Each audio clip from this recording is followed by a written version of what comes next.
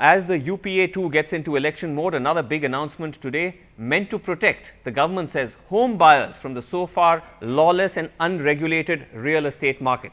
The centre has now proposed a real estate regulator to keep a check on builders and developers. The proposed bill states that a builder cannot start a project only after getting all statutory clearances. They need to put aside 70% of the project's proceeds in a bank account and to use it only for that project. The layout plan of a project must clearly specify the carpet area or the area that the buyer actually gets to use. Real estate agents and property dealers must also register themselves with the regulator, and any builder who sells property without proper registration and clearance will face penalty and imprisonment or both. So, false promises, no laws, people who spend their savings but get cheated. The common experience of many home buyers across the country. NDTV's Saurabh Gupta reports from Thane on the outskirts of Mumbai, which has emerged as a ground zero for the highest density of complaints against real estate developers, where the new bill is being viewed with cautious optimism. उसका जो भी EMI आज तक भरा हूँ, लेकिन मुझे position नहीं है और मेरे फ्लैट में दूसरे किसी को उसने फ्लैट बेच के वहाँ पे दूसरा कोई और रह रहा है। कोर्ट ने उसको 10 बार समन्स भेजा हुआ है, वो कोर्ट में आता नहीं है। जिंदगी की सारी कमाई अभी तक जो भी कमाया तो वो सारा फ्लैट में लग गया और उसके बाद भी आज भी फ्लैट में मुझे पोजीशन नहीं मिला है, तो स्ट्रेस तो होना ही है। Fooled and looted. 10 lakh rupees paid for this 1 BHK flat in Thane that have simply disappeared. Asif Sheikh, an income tax consultant, claims the builder duped him, selling his dream home to a third party. I passed 78 years. So, I don't know whether I am going to get justice, and in spite of government giving the results all to my favor, I am not getting the possession. That was in 1996. 78-year-old Vasudev Gujre never got his flat as the project was abandoned by the developers. In both cases, Gujre and Sheikh say, despite the consumer court ordering in their favor, the builders have not relented. In the last few years, Thane has emerged as a hub of illegal constructions with the most number of consumer complaints being recorded here. 4,670 in Thane alone. That figure multiplies across the country, which reflects the enormity of the problem. Delays, ambiguity in carpet area and loading of extra costs. Worrisome issues every buyer faces, which the UPA hopes to resolve with the real estate regulatory bill. According to me, it is just a change of nomenclature. All the provisions which are there in the real estate bill, which has been passed by the cabinet today, they are already existing in our MOFA. But unfortunately, there is no proper implementation of it.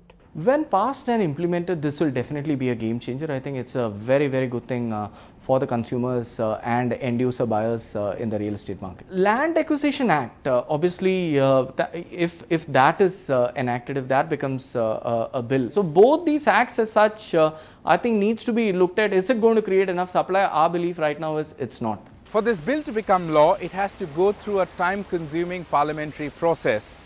But perhaps for the UPA government, more than getting the bill passed, the idea is to show that the UPA is batting for the middle class. In New Delhi, Sandeep Phukan, NDTV. Well, joining me tonight to debate whether this new bill will clean up corruption and lack of accountability in the real estate sector, I'm joined Ajay Maken, who's the Urban Development Minister. I spoke to him earlier. Thanks very much indeed, sir, for being with us. Also joining me is Niranjan Hiranandani, Managing Director of the Hiranandani Group, one of the biggest real estate developers in the country. Uday Vavikar, who's the President of Disha Foundation, who's an activist in the real estate sector from the consumer point of view. And Ramesh Nair, Managing Director West of Jones Lang LaSalle India, a leading real estate consultancy. I put the question first to Mr. Ajay Maken that on paper, all these different measures look extremely valuable and important. But who will enforce it? Who will actually ensure that if any builder violates these measures, they will be punished? And if so, what will those penalties be? Well, the regulatory authority will have to, the regulatory authorities set up by the state governments will have the powers to enforce the penalty provisions. And the penalties are quite stringent, up to 3 years of imprisonment and 3 to 10% of the project cost. and we have defined the project cost also in the bill, and 3 years of imprisonment if suppose he keeps on selling his property without registering with the regulatory authority.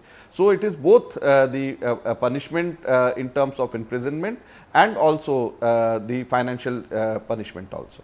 Okay, but the other side is that the builders and developers say that they already need to get a large number of clearances before they can actually set up a project. 35 clearances is what I was told, and that this new regulator will only add to the red tape. So, shouldn't you have reduced some of those clearances as well, even as you brought in this new regulator?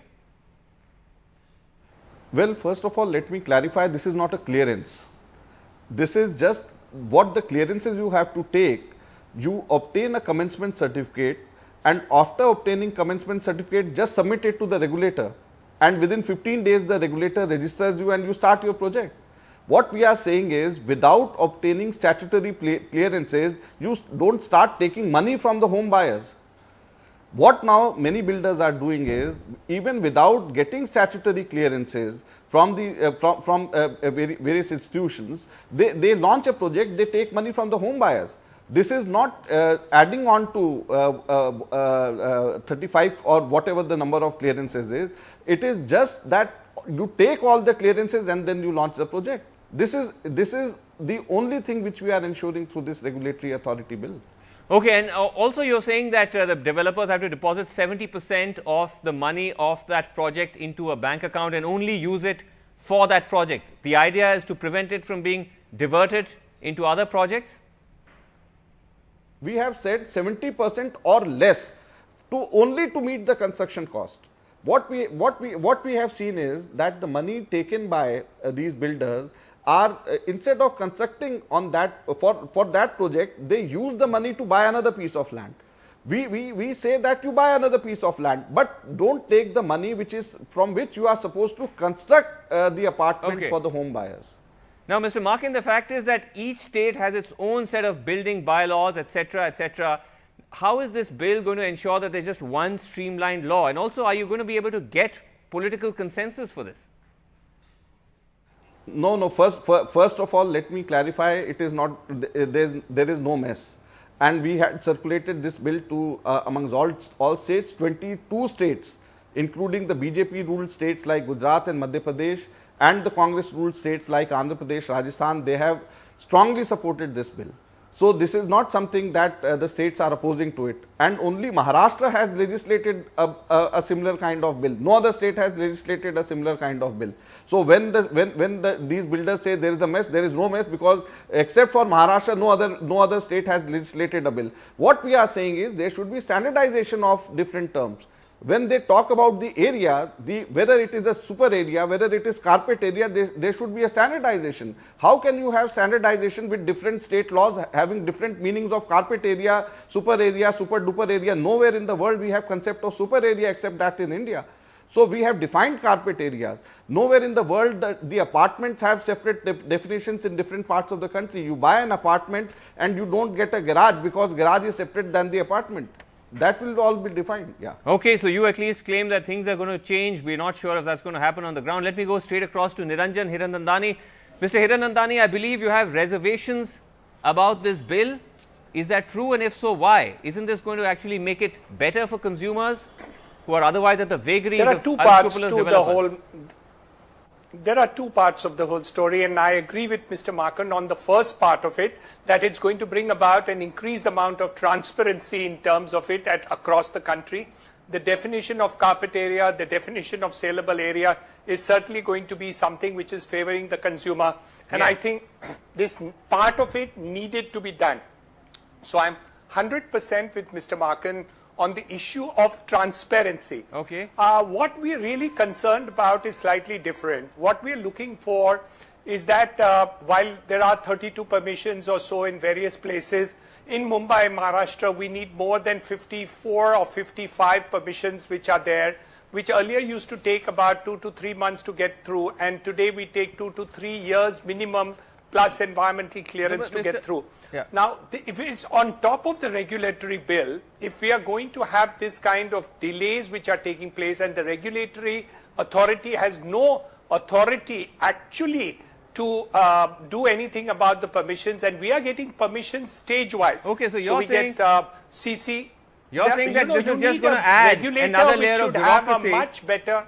You're just Yes. Okay, but let's get. That's my worry. All right, let's get Uday Vavekar in here. Mr. Vavekar, as someone who represents consumers, are you satisfied that this bill is going to address the complete lawlessness and lack of transparency and accountability in the real estate sector today? First of all, it's a welcome move as far as uniformity nationwide is concerned, because there are certain areas like North, there are no regulations for housing. There you go by an agreement and something really good is coming as far as they are concerned. Right. But as far as your second point is concerned, I think there will be a lot of contradictions. Just now the Honorable Minister agreed that Maharashtra has already passed, the Assembly of Maharashtra has passed a bill. Now it is for the Central Assent, Upper House Assent and the President Assent. These two bills, if you observe, they are totally contradictory. And they are not supporting the consumers. They are more towards the developers oriented bills. And when I say even this bill... How do you say it's developers oriented? Because this bill says, the national bill, without getting into too much legal nitty-gritties to the average viewer who's watching, he now believes that in case a developer delays a project or makes false promises, he can actually go and file a complaint. There will be action against the developer. There might be a penalty, there might be a jail sentence. Aren't these But these steps? penalties, Srini, these penalties or these sentences, how do you execute? The minister is not very clear. He says this authority cannot execute. Take for example, now you have a Consumer Protection Act. Similar MOFA cases are taken and they have been tested till Supreme Court. This bill is vague about the execution. First of all, you have given 3 years imprisonment. Can you send a builder or developer to imprisonment? No, you'll have to file before a criminal court for execution. Okay. And so when you know the trials take so many years, when the justice is going to come? There has to be a penal provision of execution. Okay, but at least will that fear, the fear that there could be penalties or imprisonment, Niranjan Harandandani? I have my doubts. Unless will that Niranjan Harandandani, will that see developers now trying to commit and keep their promises, or will we continue to see them trying to befool consumers? I don't know about, you see, the point is very simple. In Maharashtra, as Uday Vavekar already said, we already have the position of carpet area. We are already registering agreements based on that. So a large number of issues which are coming in the central bill are already covered by the MOFA Act. And we are already following many of these provisions which are there. No, but are these, of course, certain changes are there, including the penal provision.